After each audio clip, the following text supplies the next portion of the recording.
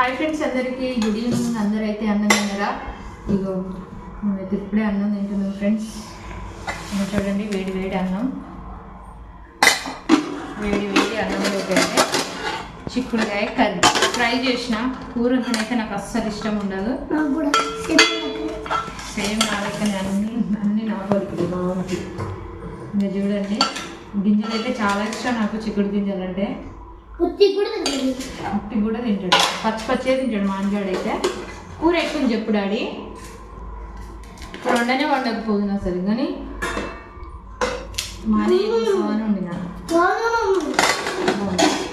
ఒకసారి తిన్నా, 2 సార్లు తిన్నా.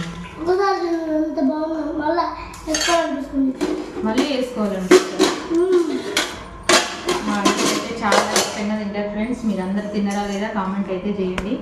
మేమైతే అన్నం తింటున్నాం.